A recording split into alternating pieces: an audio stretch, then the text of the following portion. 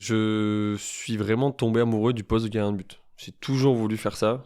Je kiffe jouer contre un tireur qui va essayer de venir marquer un but et nous on est là. Il faut piéger, des fois il faut attendre, des fois il faut amener le shoot quelque part, des fois je sais que tu sais que je sais. Et ce jeu-là, moi je le trouve hyper intéressant, j'adore jouer. Salut à toutes et à tous, bienvenue dans La Voix des Gardiens, le podcast qui plonge dans leur univers. Vous le savez, depuis maintenant 3 saisons, mes invités se livrent en longueur avec sincérité et bonne humeur sur leur carrière, avec des anecdotes, des confessions et même parfois des conseils. Pendant cette saison 4, on va continuer à se pencher sur la grande famille des gardiens, qu'importe le sport. Un poste à part, diront certains, pour les fous, diront d'autres, mais avant tout indispensable dans une équipe. Et c'est justement pour ça que j'ai voulu interroger les spécialistes du poste. Et si vous découvrez La Voix des Gardiens grâce à cet épisode, 3 saisons vous attendent. Pour les réécouter, on se retrouve sur les plateformes d'écoute et sur les réseaux sociaux. Bonne écoute! On continue d'explorer un autre sport que le football pour ce nouvel épisode de La Voix des Gardiens, toujours avec un international français, mais sa carrière en équipe de France à lui n'est pas terminée. D'ailleurs, on enregistre cet épisode entre 2 matchs qualificatifs pour les championnats du monde. Quand cet épisode sortira, j'espère que vous serez qualifié contre la République tchèque pour ce mondial, toi qui as déjà été vice-champion du monde en 2023 pour ta première compétition en bleu. Bonjour Fer Bolzinger. Bonjour. Alors l'équipe de France avec qui tu es devenu aussi champion d'Europe en 2024 nous suivra durant tout cet entretien de ton rapport à elle comme supporter quand tu étais enfant, alors qu'elle brillait sur la scène mondiale jusqu'au présent, jusqu'à aujourd'hui, toi qui t'installes comme gardien numéro 1 avec le nouvel entraîneur Talent Dutchebaev. On parlera aussi de ton parcours en club à Montpellier, avec qui tu joues ce samedi soir une finale de Coupe de France avant un Final Four de Coupe d'Europe la semaine prochaine. On parlera aussi des frères Karabatic, de cet arrêt de la tête contre le Portugal et de ton aventure en Allemagne qui se profile. Mais avant ça, première question, je la pose à tous les invités. C'est quoi un bon gardien de hand en 2026 ? Un bon gardien de hand en 2026, c'est un gardien de but qui va te faire des arrêts un petit peu tout le temps. Je pense qu'aujourd'hui, le poste, il s'est équilibré sur le fait de... Enfin, on a plus conscience qu'il vaut mieux faire 14-15 à tous les matchs plutôt que 23 et 2 le lendemain. Et après, c'est la possibilité de jouer vite vers l'avant. Ça, c'est un domaine qui est méga important, surtout aujourd'hui. Il y a beaucoup plus de ballons joués, beaucoup plus de joueurs capables de courir et de réengager vite. Donc, qui est but ou pas but, c'est projection vers l'avant. Et forcément, notre rôle, finalement, il est binaire. Hein, c'est but ou arrêt. Donc, je pense que c'est vraiment quelqu'un qui arrive à être régulier sur un match, une saison. Et je pense que c'est comme ça qu'il faut voir la chose. Alors, on va évidemment parler du poste de gardien de hand, mais la majorité des invités de ce podcast sont des gardiens de foot. Du coup, quel est ton rapport, toi, au football ? Waouh, il est loin. Il est très loin. Ouais, il est très loin. Je suis pas un grand fan de foot. Je regarde pas les matchs. Ouais, c'est très loin. Par contre, eux, parfois, ils disent qu'ils s'inspirent du gardien de hand sur certaines situations, notamment pour fermer les angles et tout ça. Est-ce que, et là on va parler du foot, mais aussi d'autres sports, parce que le dernier invité était Christophe Huette, qui était gardien de hockey. Est-ce que aussi, vous avez, vous, gardien de hand, un regard sur d'autres sports, sur ce que vous pouvez prendre, sur des choses qui sont peut-être applicables, ou en tout cas où on peut s'inspirer ? De mon point de vue, moi perso, je suis pas trop fan de trop regarder ce qui se passe à côté dans les autres sports. Et j'aimerais bien essayer par contre. Ça fait un moment que j'en parle, j'aimerais trop essayer de prendre des frappes au foot dans une grande cage comme ça, parce que je veux vraiment voir ce que ça fait. Par contre, pour le hockey, je trouve que c'est hyper intéressant, notamment sur les shoots de près. C'est vrai que ça peut être hyper intéressant parce qu'ils prennent beaucoup de place et c'est que des petits gestes autour d'eux, et ça c'est vachement intéressant, je pense. Bon, il y a un terrain de foot là juste à côté. On prend rendez-vous, pas forcément aujourd'hui, mais avec plaisir. Avec plaisir, je veux vraiment essayer. Une fois la saison terminée. Non, alors première question, déjà pourquoi le hand ? Si on reparle du Charles enfant, comment tu arrives à devenir handballeur déjà et... Pourquoi handball ? Déjà, moi j'ai grandi à Frontignan, et en fait mes parents habitaient à vraiment 100 mètres de la salle de handball. Mon grand frère a fait du handball. Mon papa était kiné de l'équipe à l'époque. Et mon parrain, du coup, Branko Karabatic, était à l'époque entraîneur de Frontignan. Et tout petit, j'ai directement baigné dans le handball, à regarder Nico Loulou, à voir les anecdotes de mon papa, à voir mon grand frère qui est mon exemple.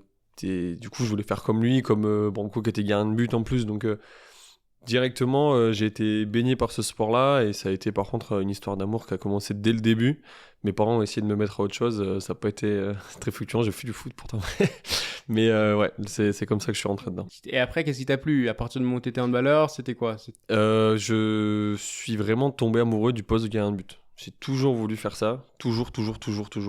Alors l'histoire drôle que je raconte à chaque fois, c'est voilà, je voulais pas courir quand j'étais petit, mais au-delà de ça, c'est que j'adorais ce poste-là. Je l'ai trouvé élégant, je trouvais ce qu'il faisait, c'était méga beau. Et ouais, directement dans le but avec mes potes, et je courais pour aller être le premier dans la cage dès que j'arrivais à l'entraînement, quoi.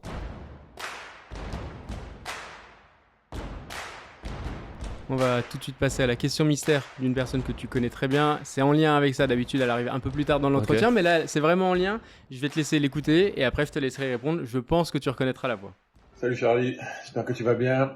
Alors, une question pour toi, ça serait de comprendre un peu ton choix d'aller dans la cage, d'être gardien de but.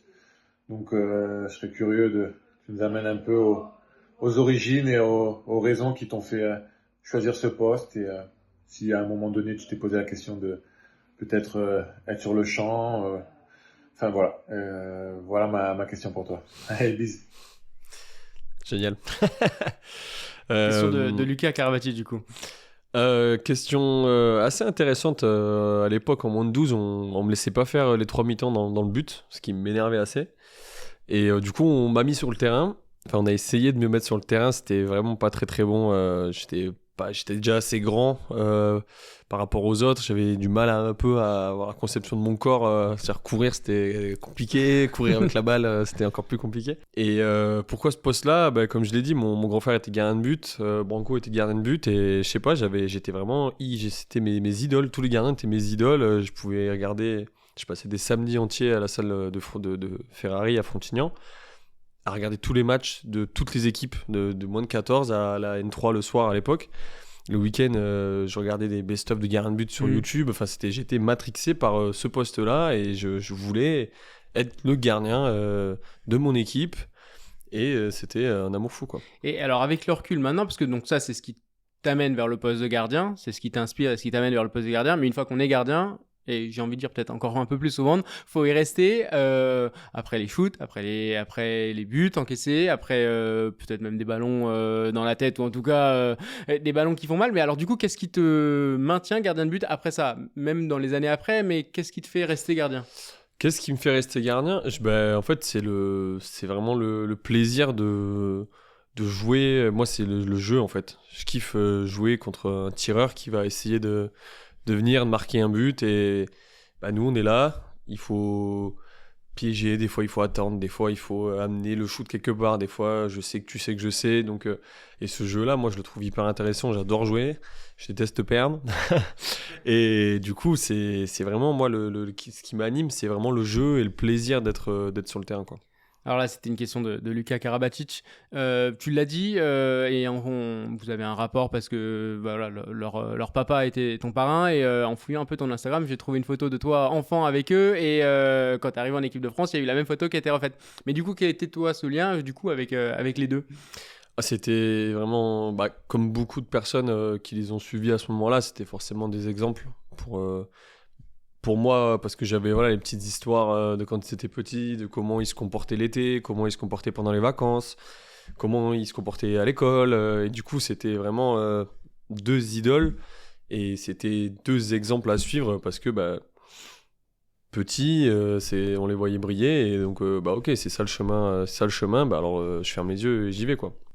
Et du coup, tu les as retrouvés après en équipe de France en 2022-2023 2022, je crois. Ouais, et alors là, du coup, l'enfant qui n'était plus un enfant, mais du coup, qu'est-ce que tu t'es dit quand tu les as retrouvés c'était assez spécial, hein. C'était assez spécial parce qu'on avait joué contre. La première fois, ça m'avait vraiment fait bizarre. Et après, ici, ça s'est très bien passé parce que c'est deux mecs qui sont super cool. L'équipe aussi était super cool pour m'intégrer et ça, c'était vraiment génial. Mais c'est vrai qu'au début, rien que de jouer contre eux, donc en début de saison, c'était vraiment perturbant parce que c'est des mecs, mais pas que. Parce que tous ces joueurs-là, à ce Oui. moment-là, je les regardais à la télé, je savais qui ils étaient, mais au début, tu les regardes un peu comme ça, quoi. Et c'était plus spécial pour qui? Pour eux ou pour toi? Pour ceux qui Je pense- t'ont vu enfant ou pour toi qui les as vus quand t'étais enfant? Je pense pour moi. C'est tellement deux compétiteurs qu'ils voient même pas qui est dans... Enfin, je pense qu'ils voient même pas qui est dans la cage. Ils voient juste un mec en rouge à qui il faut marquer des buts.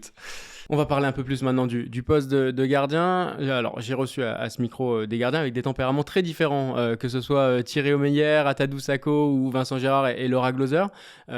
Tu te positionnerais où, toi, sur le côté tempérament expressif, plutôt calme, plutôt réservé? Ouais, je pense que je suis assez expressif quand je fais un arrêt, pour pousser la défense. Et par contre, là où j'ai encore une belle marge de progression, c'est vraiment plutôt dans le leadership, d'aller chercher un peu les mecs qui sont dans le dur, ou même parfois, moi, me servir aussi de leur énergie pour mettre un coup de boost. Donc voilà, c'est quand même dynamique, je pense, sur le terrain. Et techniquement, comment tu te définirais comme gardien? Quel type de gardien tu es? Wow, c'est dur comme question, ça. Quel type de gardien je suis? Déjà, moi, les shoots que je préfère, c'est les shoots de près. Au vu de ma taille et de mon envergure, c'est ce que moi je préfère. Et comme je dis, c'est vraiment là où il y a le duel en direct. Et techniquement, j'ai vraiment appris à travailler techniquement depuis que je suis avec Jean-Luc Kiffer, qui est l'entraîneur des gardiens de but de l'équipe de France, qui est pour le coup une machine technique et qui est très très très précis. Et ça m'a vraiment ouvert une autre porte pour ça. Mais du coup, moi pendant longtemps j'ai gaulé en me disant la seule règle c'est qu'il n'y a pas vraiment de règle en fait. Et que c'était vraiment le jeu, quoi. Moi j'ai besoin de jouer. Et si je me mets dans un cadre à réfléchir à ce que j'ai vu en vidéo, ce que je connais du mec, j'ai tendance quand même à me perdre. Du coup, ma technique elle est là. Et après, j'essaye de jouer en fait avec tout ce que je peux avoir à côté, quoi. Il y a quand même un peu de travail vidéo quand même. Ouais, il y a de la vidéo parce qu'aujourd'hui c'est obligatoire, mais j'essaye de m'en détacher quand même pas mal. Il y a des périodes où j'en fais plus, des périodes où j'en fais un peu moins. Mais si je commence à réfléchir, c'est qu'il se passe quelque chose et que je suis en train soit un peu d'être fatigué, soit qu'il y a une grosse série de buts qui est passée. Du coup, je commence à gamberger. Et je sais que quand je réfléchis, c'est pas là où je suis le plus efficace. Tu parlais de la taille, c'est souvent une problématique pour les jeunes gardiens, notamment à l'adolescence dans les buts. Toi, ça avait l'air d'aller, là, t'as vite été très grand, Ouais. et du coup, ça a un peu, pas modifié ta technique, mais est-ce que ça a un peu fait évoluer ta technique dans un sens où fallait composer avec? En fait, de ma grandeur, en fait, j'étais quand même assez performant jeune, jusqu'à l'entrée au pôle, donc en 3e. Où là, par contre, j'ai senti qu'il y avait une différence. J'ai fait 1 an avec Montpellier, avec les joueurs qui étaient plus vieux que moi. Ouais. Et là, par contre, j'ai senti une différence. La Parce taille, que, ça fait pas tout. Ouais, ça faisait pas tout. Ça faisait vraiment pas tout parce que physiquement, parce que techniquement, parce que dans la lecture, le jeu allait plus vite, les tirs allaient plus vite. Et c'était impressionnant. À ce moment-là, j'ai senti qu'il y avait une cassure. Ouais. Et tu parlais du jeu et que ce que t'aimais dans le poste de gardien, c'est le jeu. Mais à quel moment le côté... Alors, je dis pas que t'as pas été compétiteur quand t'étais très jeune, mais à quel moment le côté compétition, rentrer dans la tête de l'attaquant, alors de l'ailier ou du tireur, à quel moment c'est rentré et que c'est vraiment devenu important dans ton rapport à l'adversaire? Je pense qu'on est tous omnubilés par ça, dans le sens où déjà on est que 2 par équipe et il y en a qu'un qui peut jouer. Ça n'existe pas de faire des changements toutes les 10 minutes pour un gardien de but. Donc ce côté-là, compétiteur, il rentre aussi avec notre concurrence, avec l'autre gardien qui partage le poste. Même si c'est très sain, souvent dans les grandes équipes à Montpellier ou ici, on veut tous tout jouer et jouer 1 heure par match, ce qui est normal. Et je pense que le compétiteur, c'est se dire à tous les entraînements, je vais me donner. Et sur les matchs, ça va être d'essayer de tuer les mecs adverses sur des séries d'arrêts. Moi, ce que j'aime bien faire des fois, c'est vraiment désigner un joueur quand on est un de moins, mais un petit peu direct, quoi. C'est-à-dire regarder tout le monde et on laisse tirer tel ou tel joueur pour qu'ils sentent, voilà, ça va être ta responsabilité. C'est vraiment toi contre moi. Et ça, c'est agréable quand on prend le pas. Ouais. Quand un joueur il est à 0 sur 2, 0 sur 3, il faut qu'il puisse revenir. Nous, on se sent plus fort, on se sent plus grand, on prend plus d'espace. Et pour avoir discuté avec d'autres joueurs de champ, ils nous disent des fois, à 0 sur 2, 0 sur 3, j'ai l'impression que je peux plus shooter, quoi. Je sais plus où est la balle, je sais plus où est la cage. Enfin, donc, c'est ce jeu-là psychologique, il est hyper important. Et ça arrivait quand même sur le tard, pour ma part, parce que j'avais une mauvaise gestion de l'échec. Vu que je détestais perdre, que je voulais déjà jeune être performant, faire gagner, tout ça. Bah, dès que je prenais une série de buts ou un but un peu moche, bah, ça avait vite tendance à m'enterrer et du coup après je n'arrivais pas à me relever. Aujourd'hui ça va mieux et ça prend, ça se travaille, mais c'est vrai que je pense que la gestion de l'échec ça fait aussi le compétiteur qui arrive derrière, quoi. Oui, parce que un match à 50% d'arrêt, Ça dans arrive, beaucoup de mais- sports, c'est un match avec des échecs. Ok, c'est par exemple 90% d'arrêt. Au Ouais, foot, ouais. c'est autour de 70-80. Au hand, c'est un bon match. Enfin, quand on fait 50 pour 50, 55% d'arrêt, c'est un très très bon match. C'est un excellent match. Là aujourd'hui un bon gardien de D1, il va donc championnat français, il va tourner à aller entre 30 et 35% à l'année et c'est déjà des belles perfs, quoi. C'est un match à 35%, bah, on est en échec, on est content, pardon.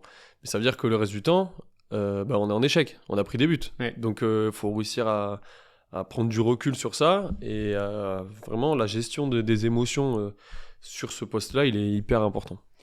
On va repartir dans le sud de la France. Là, on va replonger dans ta formation entre le pôle, le centre de formation, à l'adolescence. Bah, comment ça se passe? Il y a des moments où tu pars à Montpellier, tu reviens. Donc, voilà, comment ça s'est passé toute cette période? Bah justement, en fait, cette année de troisième où ça s'est mal passé, je devais rentrer au sport études, on me prend pas. Pas assez d'arrêt ou physiquement, j'ai pas fait une bonne saison avec Montpellier à ce moment-là. Du coup, on me prend pas, bah là, c'est la douche froide, hein. Là, je m'y attendais pas. Franchement, je suis anéanti. J'ai envie d'arrêter le hand. Vraiment, je dis à mes parents, bah, ça m'a dégoûté, je peux plus, c'est horrible, je vais faire du basket. Euh, et je sais pas, je me dis, bon, mon père, il vient me voir, il me dit, bah écoute, retourne à Frontignan avec tes potes d'enfance, retrouve du plaisir, t'as toujours aimé ça, je te vois pas faire autre chose. Si ça te plaît pas, bah, t'arrêteras et ok, on tournera la page. Mais bon, si tu sens que pourquoi pas, juste pour kiffer avec tes potes, bah alors reprends à Frontignan avec tes amis. Rallumer la flamme, quoi. Rallumer la flamme, vraiment. Et ok, ça se passe très bien. Effectivement, je retrouve du plaisir avec mes meilleurs potes, c'est génial. Mais cette tendance à vouloir aller vers le haut, elle reste. Et du coup, j'ai un parent, bah, il me reste une chance, je vais me représenter au Pôle Espoir et on verra ce qui se passe. Et cette deuxième fois, je fais les 2 journées de test et ça se passe très bien. Les entraînements, je suis performant et du coup, j'ai l'espoir. Mais au final, on m'appelle, voilà, bah, tu rentres au Pôle Espoir. Et après, le parcours, il s'est fait assez classique au final. Après cette prise de conscience-là, après l'échec, finalement, je rentre. Bon, ok, bah, je vais tout donner. Et du coup, bah, Pôle Espoir Montpellier, 3 ans de centre de formation et derrière, pro à Montpellier. Début en pro en 2019. Alors, en tout cas, tu côtoies l'effectif pro en 2019. Tu commences à jouer vraiment sur 2021-2022. Qu'est-ce qui se passe sur ces 2 ans-là? Est-ce que c'est une chambre d'appel et on attend? Est-ce qu'il y a de la patience? Est-ce que tu sais qu'il faut prendre son temps? Est-ce que tu es conseillé aussi par des anciens qui sont là? Enfin, comment ça se passe tout ça? Bah, le centre de formation, mes 3 ans, ils ont été assez compliqués parce qu'en fait, la première année, on est 3 gardiens du centre. Donc moi je suis le plus jeune, je m'entraîne pas avec les pros, je joue pas le week-end, donc c'est assez compliqué, mais bon j'essaye de travailler quand même. La deuxième année, on se retrouve à 2, donc ça se passe bien il me semble. Et la troisième année, c'est l'année où à Montpellier il y a la première triplette, Kevin Bonnefoy, Marine Chego, Nicolas Portner. Et en fait là du coup, tous les week-ends, j'ai un gardien pro qui descend avec moi. Donc l'année avec la réserve. Avec la Nationale 1 en réserve avec moi. Donc la troisième année qui est censée être la semaine tu t'entraînes avec les pros, tu joues avec ton équipe le week-end et derrière tu vas essayer de choper un contrat soit à Montpellier soit ailleurs. Coup dur. Coup dur parce que tous les week-ends il y a un gardien de renom qui va redescendre avec toi, quoi. Donc c'était un peu au début c'était dur, mais au final c'est Nicolas Portner qui est venu beaucoup avec moi et qui en fait est un mec tellement sympa, tellement cool, tellement gentil, qui m'a apporté vraiment. C'était dingue. Il me corrigeait, il me donnait des conseils. Quand lui, il se sentait pas bien sur un match en National 1, il me disait change, viens, rejoue. Enfin, ce mec, c'est un amour, vraiment, c'est une perle. Et du coup, ça m'a permis d'avancer. Et l'année d'après, c'était moi le 3e gardien sur ma première année pro, du coup. Et donc, voilà, ça, j'en s'entraîne. C'est parfois très frustrant parce que t'as envie de plus, en fait. T'as envie de plus. Tu côtoies les pros tous les jours. En plus, cette année-là, je crois que les premières années, on perd des matchs, c'est un peu compliqué. Donc, on a envie d'avoir une chance. Et au final, je sais plus si c'est ma première ou ma 2e année, mais j'ai une chance un peu à la trêve, en fait. Ok. Je fais une bonne prépa d'hiver et Patrice, il me met titulaire contre Saran. Oui, Saran. Et en fait, premier match, je fais 19 arrêts. Donc, tu l'apprends quand ça? Tu l'apprends le matin, la dans veille, le vestiaire. dans le vestiaire, juste avant. Je m'échauffe comme d'hab. Voilà, on est 3 gardiens, donc je fais ma série d'échauffement. Oh non, c'était avant, pardon. J'arrive sur le match et Charles titulaire. Waouh, la coup de stress, le ventre, ok. Et au final, ça s'est hyper bien passé le premier match. Donc c'était cool comme expérience. Et après, au fur et à mesure de la deuxième partie de saison, je joue un peu plus, puis un peu plus, puis un peu plus. Je commence des matchs en Ligue des Champions. Et du coup, petit à petit, je m'impose un petit peu vraiment dans la rotation. Et après, Marine Chego s'en va. Et on se retrouve avec du coup Kevin Bonnefoy, Rémi Desbonnets qui arrive au club et moi. Et pareil, de nouveau, il faut se battre pour sa place. On sait que Rémi, il vient pour être plutôt numéro 1, numéro 2 dans la rotation en tout cas. Et du coup, il faut se bagarrer. Et pareil, au début de l'année, c'est moi qui commence les matchs. Je commence titulaire là-bas. Donc c'était quand même formateur de passer par toutes ces étapes-là de je joue pas, je joue un peu, je joue plus. Et ça m'a aidé à grandir par contre. Bon, par contre, à partir du moment où tu es installé dans le binôme entre guillemets numéro 1 numéro 2, c'est l'année 2022. Là, par contre, ça va très vite, quoi. En 6 mois, tu vas jouer avec Montpellier, connaître l'équipe de France et avoir ta première médaille avec l'équipe de France en à peine 4 mois, quoi. Ouais, c'était dingue. C'était un truc de fou. En fait, c'était vraiment... j'étais sur une vague et c'était incroyable comme sensation. C'est-à-dire, j'arrivais dans le but, ni stress, ni... Je faisais même pas de vidéo à l'époque. Je sais même pas comment je suis arrivé à le faire. Aujourd'hui, si j'ai pas de vidéo, j'ai l'impression que je travaille pas mon match. Mais ouais, j'arrivais sur le terrain, ok, on va jouer limite avec mes potes à Frontier, quoi. Ouais. La salle, elle est pleine. Paris ou Nantes, j'arrivais, j'étais relax, quoi. Et du coup, ça avance. Équipe de France... Première semaine, les premiers jours, c'était quand même, je me sentais pas à ma place, je savais pas trop comment me comporter dans le but, voir les mecs, c'était assez dingo. Mais en 6 mois, t'es passé de la N1 au bleu, quoi. Globalement, 7-8 mois, ouais. Ouais, parce que l'année d'avant, je te dis, je vais jouer la deuxième partie de saison, donc des fois je jouais pas, des fois je commençais. Ah là, tu vas commencer les matchs, quasiment tous les matchs, t'as un rôle. Si tu passes à travers, t'es pas le petit jeune, donc on va vite te dire mon coco, il faut que tu me fasses des arrêts. Derrière, arriver en équipe de France, quoi. Donc c'est allé assez vite, mais c'était agréable, quoi. Faut mieux ça que ça soit l'inverse. Et justement, d'être sur le haut de la vague, c'est grisant, mais est-ce que tu te disais, à un moment donné, la vague, comme toute vague, elle va redescendre, ou non? Non, ça a été ça le piège un petit peu. Ça a été ça le piège parce que, en fait, j'ai pas envie d'y croire, quoi. Moi, je me dis, pourquoi ça va s'arrêter, en fait? Si on peut pas m'expliquer par A plus B de pourquoi ça va s'arrêter, moi, je veux pas. Moi, vous me parlez pas. À ce moment-là, je travaillais pas avec un prépa mental, je travaillais pas de vidéo. Ouais. Moi, j'étais juste, Charles qui vient jouer. Je prenais du plaisir avec mes potes, ça se passait bien, j'étais très heureux. Et je commençais les matchs avec Montpellier, on vivait des choses incroyables. On a fait finale de Coupe de France, on a fait un Final Four. On finit 2e à quelques points du Paris Saint-Germain. Pour moi, c'était magnifique. Et en ressenti intérieur, même humainement, qu'est-ce qui est le plus fort quand on est sur la vague? C'est l'euphorie, c'est le fait de peut-être voir les tirs plus vite, c'est l'euphorie de faire les arrêts alors que peut-être que le ballon il va rester, alors qu'il va taper le poteau il va rester. Comment ça... T'as l'impression de voir les ballons plus vite. Mais moi, c'était vraiment, je vais dans la cage, je sais que je vais faire des arrêts. Je me pose même pas la question de peut-être je vais passer au travers ou peut-être je vais faire un peu moins aujourd'hui. Et pas de stress. Je prends le kiff et du coup, là, je suis bien placé. Là, j'ai le bon timing de près, le bon timing de loin. Le contre, j'arrive bien à le lire. Les tireurs, je suis sur l'impact alors que normalement, après, je sors du match. On me dit, mais comment t'as fait pour aller là-bas? Il a jamais tiré croisé de sa vie. Je sais pas, j'ai vu la balle partir, je suis allé, quoi. Et du coup, c'était vraiment freelance. Ouais, ça t'a réussi. C'est vrai que sur la période, ça t'a réussi. Il y a un chiffre d'ailleurs, c'est que tu es le plus jeune gardien français à avoir joué en compétition. Alors, le poste de gardien est un poste à maturité assez tardive. Ce chiffre-là, il est quoi? Il est symbolique ou il est anecdotique? Oh, il est plutôt anecdotique. Enfin, de mon point de vue, il est quand même assez anecdotique.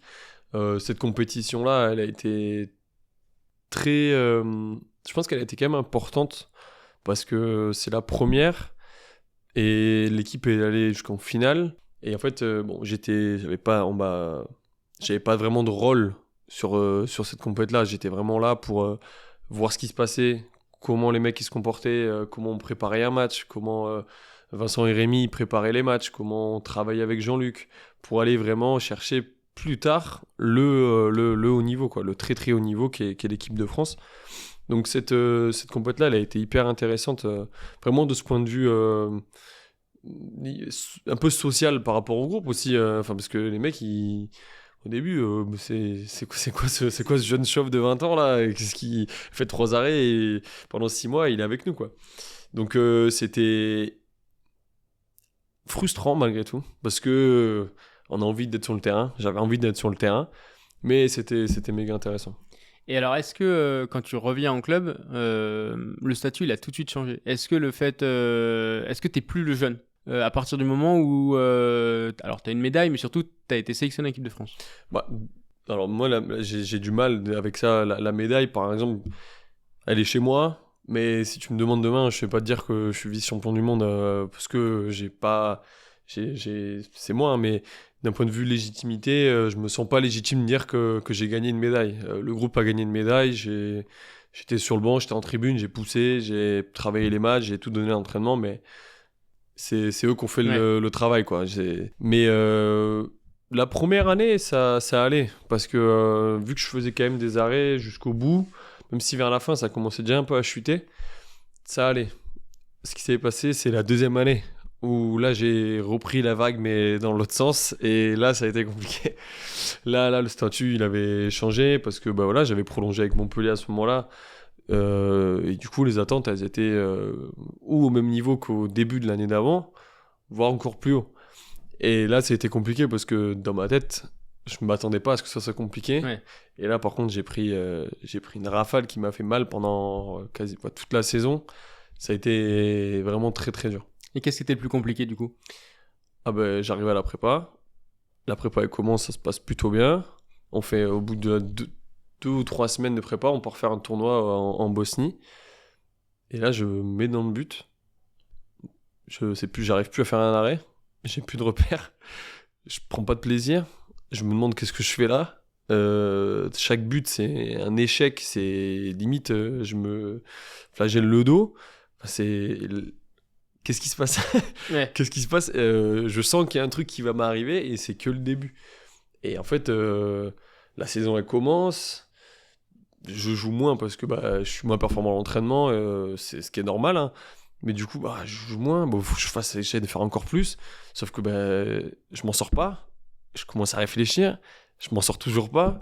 J'essaye de changer 2-3 trucs, je m'en sors pas. Je fais dans les entraînements, je tire une tronche, on dirait que je pars. Je sais, enfin, peut-être une dépression, quoi. Ouais. Mais engrenage. C'est le creux de la vague. Je me sentais écrasé par une roue tous les jours. J'arrivais à l'entraînement et aucun plaisir. En fait, j'avais pas le plaisir de jouer. Je jouais plus, je subissais vraiment tout. Je faisais des trajets des fois de 10 minutes jusqu'à chez moi, je pleurais dans la voiture, je comprenais pas ce qui m'arrivait. J'étais mais c'est pas possible, c'est pas possible. Donc ça a été vraiment vraiment compliqué. Ce qui est marrant, c'est qu'il y a quand même eu des perfs à des moments, il y a eu des pics.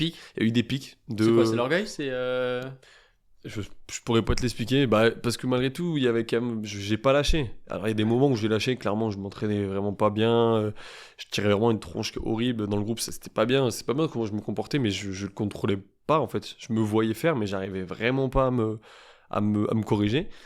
Et à des moments, ça allait mieux. Et sauf que, en fait, je montais, je faisais deux matchs, un troisième peut-être.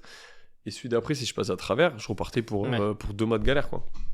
Et ça, du coup, on sort comment? C'est le temps? Est-ce que c'est un travail spécifique? Est-ce que c'est des discussions avec le coach? Est-ce que c'est des discussions avec des référents au poste qui ont déjà vécu ça peut-être dans leur carrière?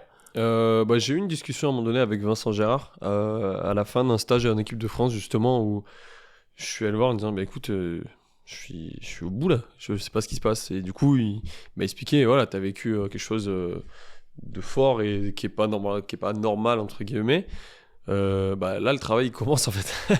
Là le travail il commence et du coup à ce moment-là j'ai pris un préparateur mental qui m'a aidé. À la fin de cette saison-là, je suis pas pris pour les jeux aussi. L'été, Guillaume m'appelle et il me dit je te sélectionne pas pour les jeux. C'est peut-être pas bien ce que je vais dire, mais ça m'a fait très mal de pas faire les jeux forcément, mais ça m'a quand même fait du bien parce que j'ai pu couper handball et en fait je me suis envoyé sur la prépa d'été tout seul avec mon meilleur pote et je me suis envoyé, j'ai beaucoup couru, je fais beaucoup de muscu, la prépa mentale, cet été-là je l'ai vraiment pris pour tout remettre à zéro, laisser la saison vraiment derrière pour pas revivre ce que j'ai vécu en fait. En fait aujourd'hui je sais ce que je veux pas revivre, du coup j'essaie de tout mettre en œuvre pour éviter ce cauchemar-là de la saison. Et j'ai pris mon prépa mental aussi à côté. Et du coup, les deux m'ont expliqué qu'en fait, ça s'arrêtait pas là. Et qu'après chaque gros pic, en fait, c'est logique qu'il y ait une descente. C'est encore. Moi, j'aime pas trop ce terme. Parce que. Pourquoi? Moi, je veux qu'on m'explique pourquoi. Qu'est-ce qui se passe en fait? Pourquoi c'est pas la norme de profiter, de rester en haut? De pouvoir rester en haut. Pourquoi on dit mais il monte mais il va descendre, ça c'est quelqu'un peut m'expliquer mais mais vraiment ce côté là de dire je veux plus vivre ce cauchemar là tous les jours, ça m'aide à remonter la pente quand ça arrive à tout le monde des fois d'avoir une semaine, 2 semaines, peut-être même un mois où on n'a plus les sensations, dans le but c'est plus compliqué, on n'a pas les timings. Aujourd'hui, j'arrive à relativiser et ok, ça va revenir, tranquille, on reprend les bases, je me concentre plus. S'il faut, j'appelle Jean-Luc Kiefer avec qui on fait des retours vidéo quand même assez régulièrement sur mes matchs. Et du coup, aujourd'hui, j'ai plus de maturité aussi par rapport à ce poste-là. La prépa mentale, ça me donne pas mal de clés aussi de ne pas tout remettre en question dès que je fais une semaine, 2 semaines, 3 matchs, 4 matchs où c'est compliqué en fait. Parce que la règle c'est la norme, du coup on me dit que c'est normal. tu parlais de ta saison 2024-2025 qui s'est terminée avec un titre en club, ton premier titre en club, et en plus avec un penalty décisif en 2025 en Coupe de France. Est-ce que du coup c'était aussi un aboutissement, toi qui étais formé au club, qui connaissait cette fin de saison là avec quelque chose au bout?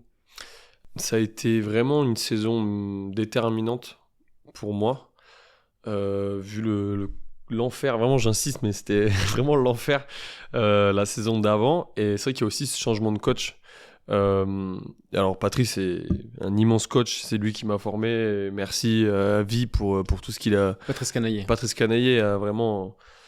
Merci. C'est lui qui m'a donné mon premier contrat pro, c'est lui qui m'a fait jouer dans l'équipe, c'est lui qui m'a fait grandir en tant que professionnel, en tant qu'homme. C'est vraiment, je pourrais jamais assez le remercier.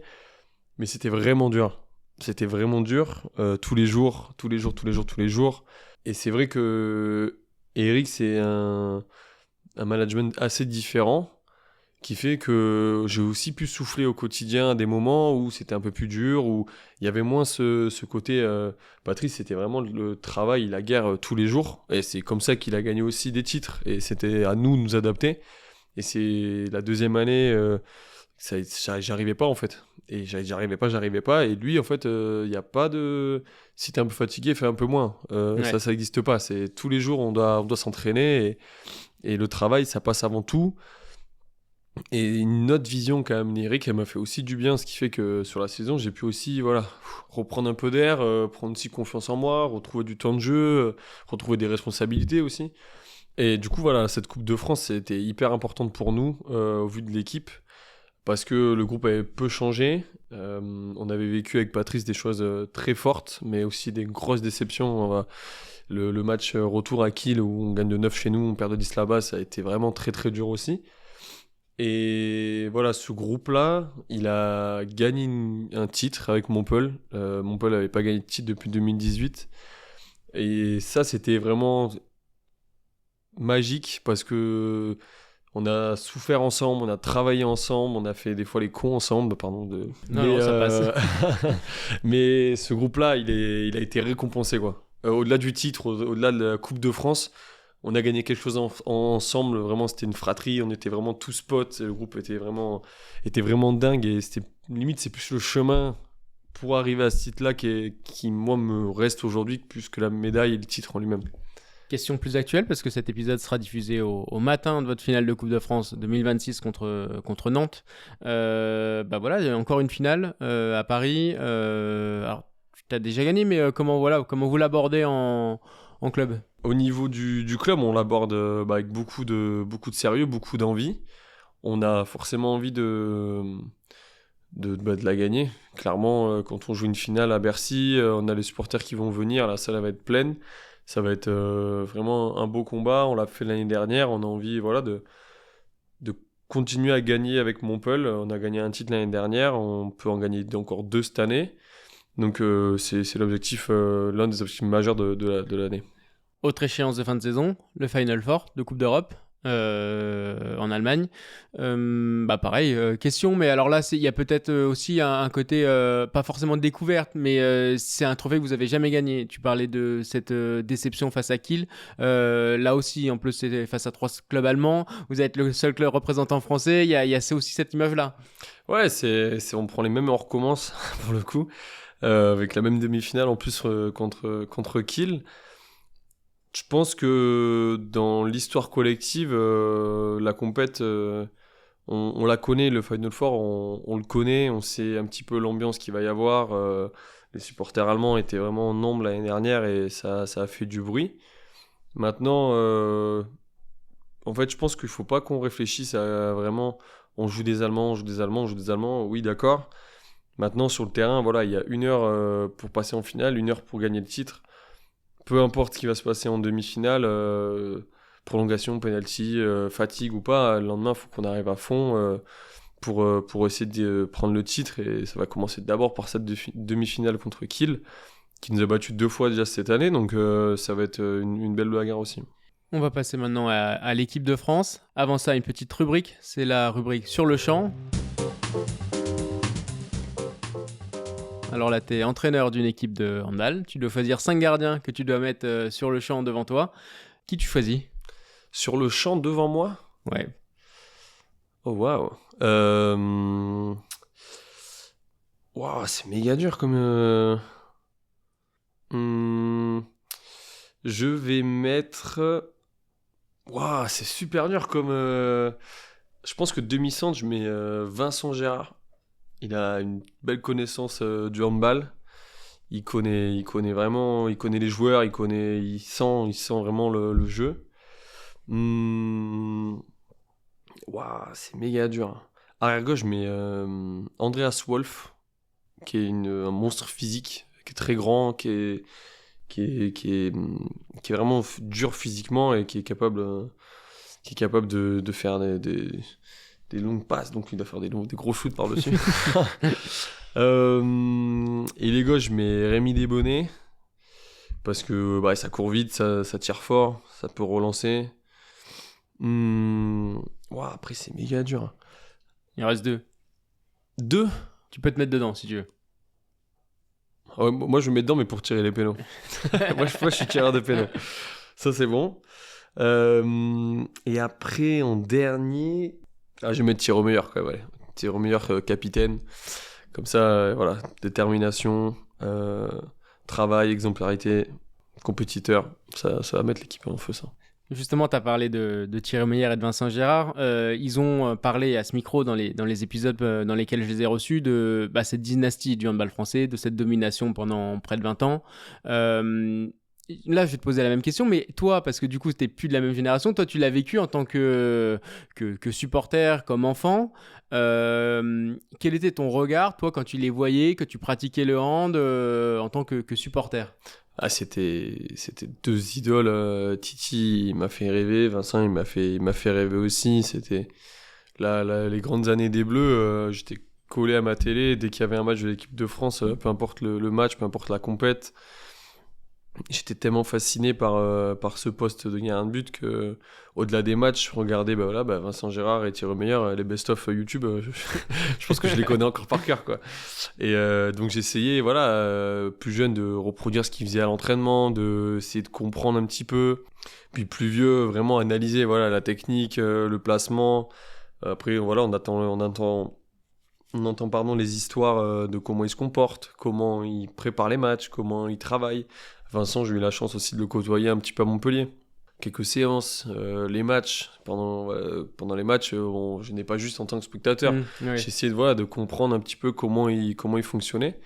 Et donc, c'était vraiment deux idoles, quoi. Et collectivement, si on parle là vraiment de l'équipe de France dans sa globalité, cette domination-là, quand on est 20 handballeurs, que l'équipe de France domine la scène mondiale, quel était le regard que tu avais? Est-ce qu'il y avait j'ai envie d'y être, ou ils sont vraiment trop forts, c'est inatteignable? Est-ce que c'est dans 10 ans, c'est cette compétition-là, peut-être que j'y serai? Enfin, quel était ton regard d'adolescent, d'enfant et après d'adolescent? Depuis petit, moi, je dis à mes parents, je veux devenir gardien professionnel de handball et jouer en équipe de France de handball depuis que j'ai 9 ans. Donc je pense qu'il y a beaucoup d'enfants qui le disent à leurs parents, mais depuis petit, j'étais déterminé. C'était vraiment ce que je voulais faire dans ma vie. Et quand eux gagnaient, j'étais aussi heureux qu'eux. Enfin, j'ai l'impression d'être aussi heureux qu'eux. Et voilà, j'avais envie moi, c'était surtout les émotions de joie à la fin. Ça me prenait. J'avais envie de vivre ces trucs-là, d'être dans l'équipe de France qui gagne des titres, qui est citée comme étant l'une des meilleures équipes de handball de l'histoire. Enfin, c'était vraiment... c'était plus que des idoles, c'était ces mecs-là, ils nous ont fait rêver, c'est grâce à eux que toute une génération de handballeurs s'est mis au hand, quoi. Et à quel moment t'as senti que t'avais plus forcément le même regard quand tu regardais leurs matchs? C'est-à-dire que tu vieillissais, donc tu te rapprochais aussi du pôle, du centre de formation, et que ton regard il changeait peut-être un peu. Est-ce qu'il y a eu des moments où tu t'es dit, sur le coup, ah bah tiens, là je suis peut-être plus l'adolescent, l'enfant qui les regarde? Je pense qu'il y avait, quand je suis rentré au pôle espoir ou au début de centre de formation, il y avait peut-être un peu moins cette fascination de cette équipe-là. Malgré tout, c'était dingue dès que franchement, j'ai quand même pas mal vibré. J'ai pas mal vibré jusqu'au bout. J'espérais pouvoir un jour porter ce maillot-là, mais c'est vrai que l'équipe de France est quand même arrivée assez sur le tard, vraiment de me dire ok, il y a peut-être qu'un jour je pourrais vraiment le porter, et le fait de le rêver, c'était ça arrive un peu plus tard, quand même. D'abord je voulais Montpellier, être pro à Montpellier, et après l'équipe de France ça viendra après. J'ai toujours considéré qu'il fallait être très performant en club pour pouvoir être appelé en équipe de France, et du coup le regard, il a quand même été le même pendant un petit moment. Ouais. Et quand tu arrives en équipe de France et que tu mets ce maillot-là, est-ce qu'il y a un sentiment d'héritage, peut-être un poids de l'héritage Pas vraiment.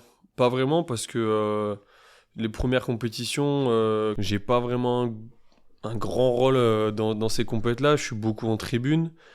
Et les joueurs, après, ils arrêtent l'équipe de France. On passe sur une nouvelle génération qui a aussi envie d'écrire son histoire.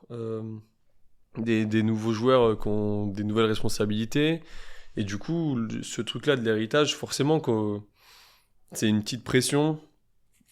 On sait que tout le monde veut voir l'équipe de France briller, gagner des titres. Nous aussi. Mais voilà, tout le monde a vécu cette génération incroyable qui a dominé. Et aujourd'hui, l'héritage, il est ce qu'il est. Malgré tout, ça nous pousse aussi à tous les jours à s'entraîner pour essayer d'aller chercher tous les titres, tout ce qu'on peut faire pour cette équipe, quoi. Avant de parler de l'actualité de l'équipe de France aujourd'hui avec le changement d'entraîneur, on va revenir sur cet arrêt mythique en 2025 contre le Portugal. Raconte-nous cet arrêt. Alors, j'ai envie de dire, qu'est-ce qui te passe par la tête, mais surtout, voilà, est-ce qu'il se construit? Est-ce que c'est de l'instinct? Est-ce que tu en avais déjà fait à l'entraînement? La parade, elle est... Déjà, en fait, il y a mon capitaine Ludovic Fabregas, qui est notre chef de défense, qui vient me voir et qui me dit, écoute, c'est simple, c'est soit l'arrière gauche qui tire, soit c'est l'ailier droit. Je vois que l'arrière gauche, il vient, mais il prend pas le tir. Et je vois la passe, elle arrive sur l'ailier. Il y a Dylan qui la gêne un petit peu. Et en fait, lui, il a squeezé un petit peu. Et au moment où il shoot, moi, j'essaye de jouer sur son impact, donc plutôt pour un poteau, ou plutôt côté bras en bas, donc sur le deuxième poteau en bas. Donc en fait, je me dis, je couvre. Et si il fait le tir parfait à ce moment-là, en haut, deuxième poteau, pleine lucarne, il aura bien joué et il aura mérité d'aller en prolongation, quoi. Parce qu'à ce moment-là, moi, il y a une petite pression. Ouais. Mais au final, si je prends le but, on part en prolong.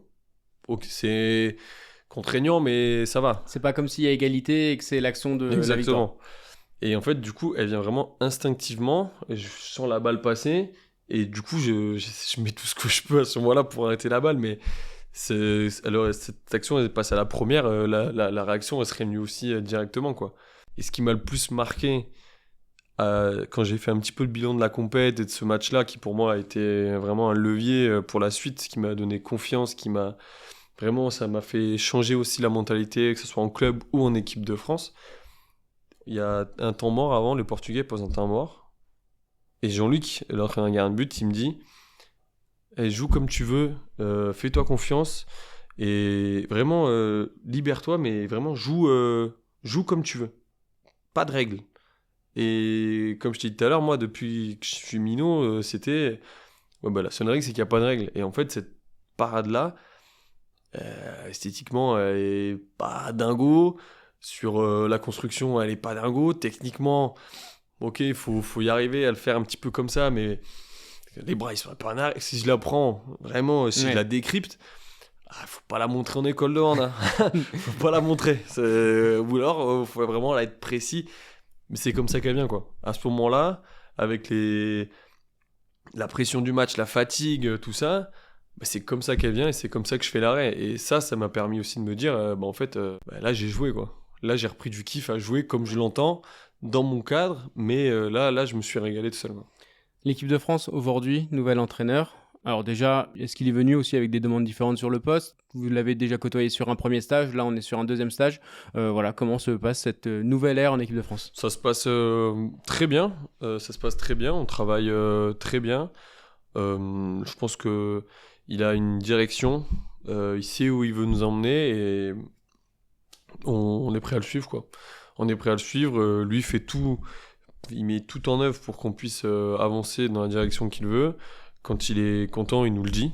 Quand il est pas content, il nous le dit aussi. Mais aujourd'hui, je pense on est content. On vient de gagner là un match qui s'est très bien passé. Donc franchement, on est content. Et sur le poste de gardien, est-ce qu'il y a eu des demandes particulières? Alors en lien avec aussi Jean-Luc Kieffer peut-être, mais est-ce que une patte d'entraîneur, ça implique aussi de nouvelles choses pour les gardiens? D'un point de vue perso, moi je dois faire il m'a considéré comme, il me considère comme son gardien titulaire, de son numéro 1. Donc ça change pour le coup, parce que jusqu'à présent j'étais dans la rotation qui n'était pas vraiment définie avec Rémi. Et aujourd'hui, c'est comme ça qu'il me voit, donc ça c'est une demande particulière. Mais il est arrivé avec un plan de jeu et vraiment, nous, voilà, chacun a son rôle, que ce soit défenseur, gardien de but, chacun a son rôle, on le connaît et on essaye de le faire au mieux, quoi. Dernière question avant de passer au face-à-face qui clôturera cet entretien. Ultime rubrique. C'est le podium de ta carrière, c'est les 3 images fortes de ta carrière. Si tu devais en mettre une, la 3e place. Ah, 3e place. Troisième place, je vais mettre champion moins de 18 avec Montpellier à l'époque. À la deuxième place. Je vais mettre le coup de tête contre le Portugal, pardon, le match contre le Portugal, l'arrêt du Portugal. Et du coup, à la première place. Le titre de Coupe de France de l'année dernière. Bon, dernière question. T'es prêt à faire le deuil du soleil ? Ouais, je me suis prêt, je m'y prépare. Ça, c'est plus pour ton actualité en club. T'as annoncé quitter Montpellier. C'était quoi ? C'était un sentiment aussi de fin de cycle, une volonté de voir autre chose ? J'ai toujours voulu jouer à l'étranger. En fait, voilà, Montpellier, ça a été l'objectif, l'un de mes premiers objectifs depuis petit. Maintenant, ça fait un moment que je suis à Montpellier, hein. Je suis arrivé en 2015. Donc là, ça faisait un moment que j'avais aussi des envies d'ailleurs. Et voilà, donc je vais pouvoir vivre un de mes autres rêves qui était de jouer en Bundesliga en Allemagne. Donc je suis très heureux, j'ai très hâte aussi de le vivre. Et puis c'est un championnat que les Français connaissent bien. Il y en a plusieurs qui ont réussi aussi. Ouais, bien sûr. Bah, justement, cette génération aussi dont on parlait tout à l'heure, c'est des mecs qui sont partis là-bas, qui ont gagné là-bas. Et voilà, aujourd'hui, la Bundesliga, c'est le championnat le plus relevé au monde. C'est eux, nous, il y a 3 Allemands sur notre Final Four. Sur la Ligue des Champions, ils sont 2, si je dis pas de bêtises. Donc forcément que ça donne envie aussi d'aller jouer, voilà, se confronter aux meilleurs, voir une autre méthode de travail aussi, hein, parce que Montpellier, je connais, c'est chez moi, j'ai mes amis, ma famille, je connais toutes les personnes bénévoles ou les supporters, les gens du bureau, enfin là-bas je me sens très très bien, mais voilà, j'avais aussi envie de sortir un petit peu de mon cocon, voir comment je me retrouvais, comment je me comportais dans des situations aussi difficiles, et voilà, donc j'ai très hâte de le vivre. Merci Charles pour cet entretien. On va terminer par le face-à-face. Une question, une réponse. Waouh, ok. Ton plus bel arrêt ? La tête, le Portugal, pardon. Passis avec les mains ou avec les pieds ? Je suis très mauvais en passis des mains, donc des pieds. Ce qui te fascine chez les gardiens ? La capacité à renverser un match. Ce qui t'énerve le plus chez un gardien ? Celui qui râle tout le temps. Trop. Ton binôme préféré ? Nico Portner. Ce que tu aurais pris à un gardien de football ? Je pense la lecture des trajectoires sur les tirs de loin. Ton geste préféré ? Le parade glissé. L'exercice que tu détestes ? Coordination, dribbler avec les ballons et avec les pieds, ça m'énerve ça. L'adversaire le plus coriace ? Je vais dire Nico Cara parce que c'est un monstre. Ton modèle ? Thierry Meyer et Nicolas Sandine. Gagner les Jeux ou la Ligue des Champions ? Waouh, c'est elle est chaude, hein. Les Jeux. L'entraîneur qui comprenait plus le poste de gardien ? Qui comprenait le plus le poste de gardien, Jean-Luc Kiefer. Et l'entraîneur principal ? Bien joué. Talent, t'es pas mal. Et le conseil que tu donnerais au Charles Bolzinger, né à 7 ? Dès que c'est dur, amuse-toi. Eh ben merci beaucoup pour ce conseil, merci pour cet entretien qu'on a fait pendant un staff de l'équipe de France. Du coup, merci à Hubert Guerriot qui l'a organisé. Bonne fin de saison, dernier match dans 2 jours avec l'équipe de France et puis après tes échéances en club avec Montpellier. Merci beaucoup pour cet entretien, Charles. Merci à toi. Merci à vous aussi de nous avoir écoutés. Merci de votre fidélité. J'espère que ce nouvel épisode vous a plu. L'exploration du poste de gardien continue. Plus de 35 invités ont déjà partagé les coulisses de leur carrière. En Ligue 1, en Ligue des Champions, en Coupe du Monde ou au JO, dans différents sports, dans les années 80, 90, 2000 et tous ceux encore en activité. Alors n'hésitez pas à parler du podcast autour de vous, à vos coéquipiers, vos amis, à tous les fans de sport pour l'encourager et lui donner un maximum de visibilité. D'ailleurs, abonnez-vous sur les réseaux sociaux, les plateformes d'écoute pour ne rien louper de cette nouvelle saison du podcast. Mais aussi partagez-le, commentez-le, notez-le, c'est important pour que la voix des gardiens résonne encore plus et qu'un maximum de passionnés plongent avec nous dans l'aventure.